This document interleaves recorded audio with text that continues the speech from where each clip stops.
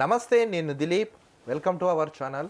ఈరోజు మనతో ఉన్నారు ప్రముఖ ఆస్ట్రాలజర్, శంఖ వేద సంస్థ వ్యవస్థాపకులు బ్రహ్మశ్రీ నాగశ్రీనివాస్ గారు. గురుజీ నమస్తే. నమస్కారం అండి. స్వామి శరణం. సంక్షేమం.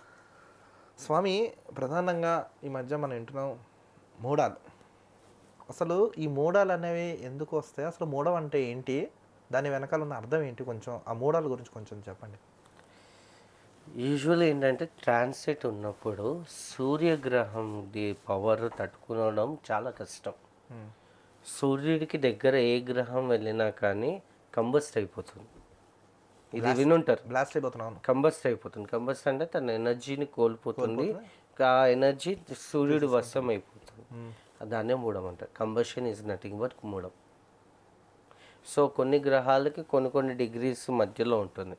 ఫర్ ఎగ్జాంపుల్ గురువుకి 11 డిగ్రీల లోపల, అంటే సూర్యుడు నుంచి 11 డిగ్రీలు దాటితే గురుమూఢం ఉండదు, మౌఢ్యంలో ఉండదు. 11 డిగ్రీల లోపల, శుక్రుడికి 8 డిగ్రీల లోపల, కొన్నిటికి 20 డిగ్రీల లోపల, ఇలా డిఫైన్ అయి ఉన్నాయి. సో ఆ గ్రహాలు ఆ మధ్యలో వస్తే కనుక ఆ గ్రహాలది మౌఢ్యం ఉంటుంది. మౌఢ్యం అన్నా మూఢం అన్నా ఒకటే. మౌఢ్యం అంటారు యాక్చువల్ వర్డ్ మౌఢ్యం, మూఢం కాదు. మూఢం తర్వాత వచ్చింది, మౌఢ్యం ముందర నుంచి ఉన్న వాడుక లాంగ్వేజ్. సో ఆ మౌఢ్యం అయినప్పుడు, కంబస్ట్ అయినప్పుడు ఏమేమి అవుతాయి అనేది మనం తెలుసుకోవాల్సింది చాలా ఉంటుంది. ఇప్పుడు ఫర్ ఎగ్జాంపుల్ గురువు వచ్చేసి ఉపనయనాలకి, పెళ్ళిళ్ళకి, శుభకార్యాలకి తను అధిపతి. సో గురుగ్రహం అనుకూలం ఉన్నప్పుడు అన్ని శుభకార్యాలు అవుతాయి అని చెప్పేసి అంటారు. సో గురువు ఎప్పుడైతే మౌఢ్యం అవుతాడో అప్పుడు ఈ శుభకార్యాలు చేయరు. యూజువల్గా గురు మౌఢ్యము, శుక్ర మౌఢ్యం అని మనం రెండే మౌఢ్యములు వింటాం. మనకి బుధుడు ఉన్నాడు, కుజుడు ఉన్నాడు, రాహు కేతు శనిధర ఉండదు మౌఢ్యం. చంద్రుడిది కూడా ఉన్నది. ఎందుకంటే చంద్రుడు సూర్యుడిది తీసుకొని తను గ్లో అవుతాడు. సో అందుకని చంద్రుడికి, రాహుకేతుకి, శనికి మౌఢ్యం అంత ఎఫెక్ట్ ఉండదు. మనకు ఉండేది 4 గ్రహాలు, అందుకే అక్కడ 5 అయిపోయి 4 గ్రహాలకి మౌఢ్యం ఉంటుంది. బుధ, కుజ, గురు, శుక్ర. బుధ మౌఢ్యంలో ఏమవుతుందంటే మన కమ్యూనికేషన్ కొన్నిసార్లు చూడండి, మౌఢ్యంలో గొడవలు ఎక్కువతాయి డ్యూ టు కమ్యూనికేషన్. చెడు మాటలు మాట్లాడము, తిట్టడము, లేకపోతే ఇక్కడ మీ దగ్గర మంచిగానే ఉంటాను, మీ గురించి 10 మందికి చెడు చెప్తా. మీతో బాగానే ఉంటాను నేను, మీ వెంకాలకి వెళ్ళి చెడు చెప్తాను. లేదా ఎప్పుడైతే ప్రమోషన్స్ రావాలో అప్పుడు మీ గురించి నెగిటివ్గా చెప్తాను అక్కడ. ఇవన్నీ బుధ మౌఢ్యంలో అవుతుంటాయి. కమ్యూనికేషన్ ఇచ్చేది బుధుడు, వాక్కారకుడు. వాక్కు ఇచ్చేది బుధుడు. వాక్చాతుర్యం ఉండాలంటే బుధ అనుగ్రహం ఉండాల్సిందే.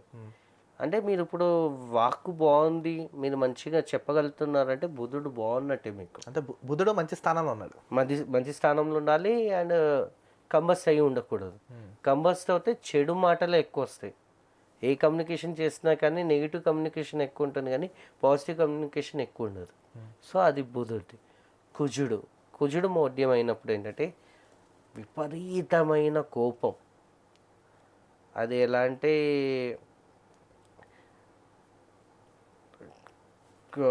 కింగ్స్కి చూడండి, గర్వం, కోపం ఇవన్నీ ఎక్కువ ఉంటాయి. అలాంటి క్యారెక్టర్స్ వచ్చేస్తాయి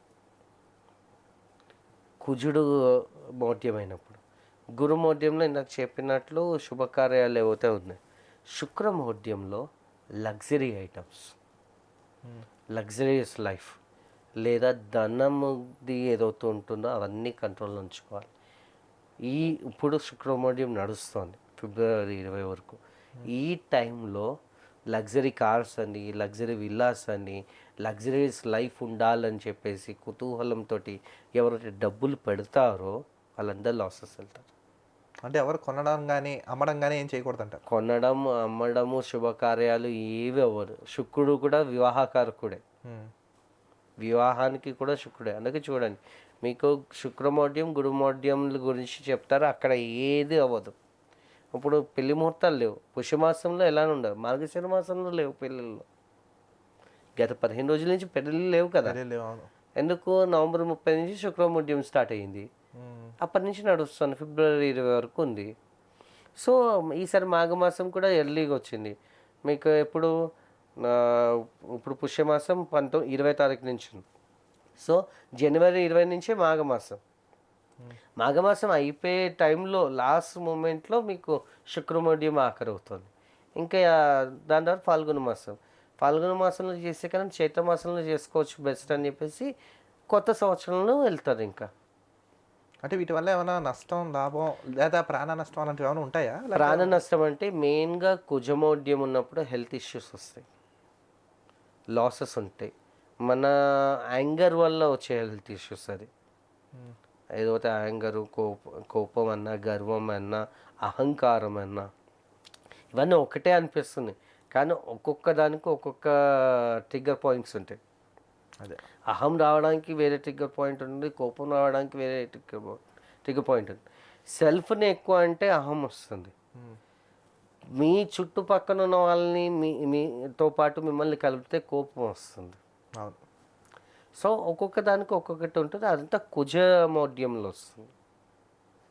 సో ఇవన్నీ మౌఢ్యం ఉన్నప్పుడు ఏంటంటే ఆ గ్రహాలు ఎఫెక్ట్స్ అవుతే న్యాచురల్గా ఉన్నాయో, అంటే ఏం లేదు స్వామి, ఇప్పుడు మీరు చాలా బాగున్నారు, మీరు ఒకరితో కలిసినప్పుడు మీ ఎనర్జీ మొత్తం డ్రైన్ అయిపోతుంది. అవునా? ఎలా అంటారు? ఇప్పుడు మీరు మాట్లాడుతున్నారు స్వామి, మీరు ఒక ఫ్రెండ్ని కలవడానికి వెళ్ళారు, మీరు ఎంతమంది ఫ్రెండ్స్ని కలిసినా కానీ వాళ్ళందరి దగ్గర ఫుల్ యాక్టివ్ ఉంటారు, కానీ ఒక్క ఫ్రెండ్ని కలిసినప్పుడు మొత్తం ఎనర్జీ అంతా డ్రైన్ అయిపోతుంది. అవునవును. అవునా? అవును. అలా సూర్యుడితో ఉన్నప్పుడు వీటి ఎనర్జీలు డ్రైన్ అయిపోతాయి, అందుకని ఏం చేయలేవు అవి. దీనికి ప్రత్యామ్నాయం అలాంటివి ఏం లేవా? ప్రత్యామ్నాయం అంటే ఏం లేదు. ఈ పీరియడ్లో మీరు చేయాల్సింది ఏంటి, మెడిటేషను, అనుష్ఠానం ఎక్కువ చేసుకోవడము, నెక్స్ట్ జపాలు ఎక్కువ చేసుకోవడము, పూజలు ఎక్కువ చేసుకోవడము, దైవ దర్శనాలు ఎక్కువ వెళ్ళడము, ఇవన్నీ చేస్తే అది ప్లస్ అవుతూ ఉంటుంది. ఏంటంటే సూర్య ఆరాధన ఎక్కువ చేసుకోవాలి. ఇప్పుడు సూర్య ఆరాధన ఎక్కువ చేసుకోవాలి. అట్ ద సేమ్ టైం నెగిటివ్గా ఉన్నవి ఏవవుతాను. ఇప్పుడు శుక్రమోడ్యం ఉంది, శుక్రమోడ్యంలో శుక్రుడు ఆల్రెడీ సూర్యుడికి అధీనం అయిపోయి ఏం పవర్ లేదు. ఈ టైంలో శుక్రుడికి పవర్ లేదు కాబట్టి శుక్ర ఆరాధన చేస్తే ఇంకా వీక్ అయిపోతుంటాడు. శుక్రుడిని ఆరాధించకుండా లక్ష్మీదేవిని ఆరాధించాలి ఈ టైంలో. అప్పుడు మీకేవైతే లాసెస్ ఉన్నాయో, ఇవన్నీ ఉన్నాయో అవన్నీ పోతాయి. అంటే పోయి మీకు రావాల్సిన అమౌంట్స్ వస్తుంటాయి, ఏ బ్రేకేజ్ లేకుండా ఉంటుంది, మీకు రావాల్సిన వర్క్స్ వస్తుంటాయి, ప్రమోషన్స్ వస్తుంటాయి, లేదా లగ్జరియస్ లైఫ్ ఏదైతే ఉందాం అనుకుంటున్నారో దానికి ఏవైతే స్పెండింగ్ చేద్దాం అనుకుంటున్నారో అవన్నీ కూడా మీకు బాగుంటుంది. కాకపోతే ఒకటి, లగ్జరీ అనే వర్డ్ ఉండాలంటే శుక్రుడు బాగుండాలి. శుక్రుడు బాగుండకుండా నేను బెంజ్ కార్ కొనేస్తానని ఎన్ని కళ్ళ కన్నా మీరు కొన్నారు. శుక్రుడు బాగుంటే బెంజ్ కార్ కొంటాను అని చెప్పేసి మీ సారన్న తార రోజు అనుకున్నారు అనుకోండి, సంవత్సరంలో బెంజ్ కార్ కొంటారు. శుక్రుడు గట్టిగా ఉండాలంటారు. శుక్రుడు గట్టిగా ఉండాలి లగ్జరీకి. చాలామంది పర్ఫ్యూమ్స్ వాడతారు, వాళ్ళకి శుక్రుడు బాగుంటాడు, అందుకనే వాళ్ళు అది వాడుతున్నారు.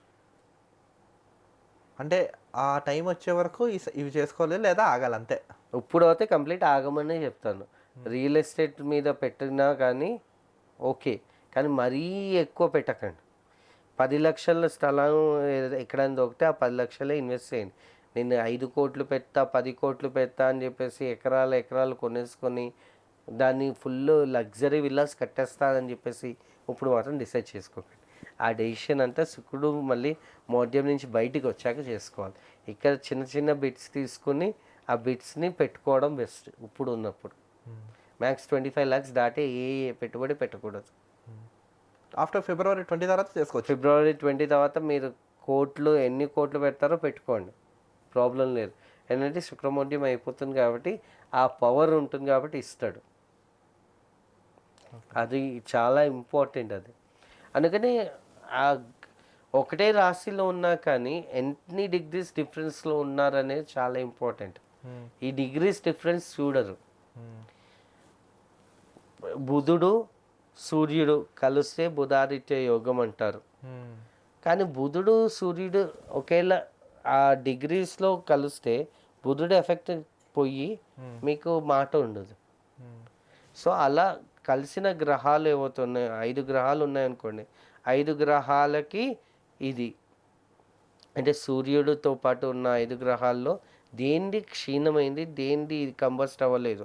ఉన్నారని చెప్పేసి కంబస్ట్ అని చెప్పేసే వాళ్ళు చాలామంది ఉన్నారు. అలా కాకుండా కరెక్ట్ జాతకం చూపించుకోవడం చాలా ఇంపార్టెంట్ దీనికి. ధన్యవాదాలు గురూజీ, చాలా అంటే చాలా విలువైన సమాచారం చెప్పినందుకు ధన్యవాదాలు. మరొక ఇంట్రెస్టింగ్ టాపిక్తో కలుద్దాం. చూస్తున్నాను అవ్వ ఛానల్.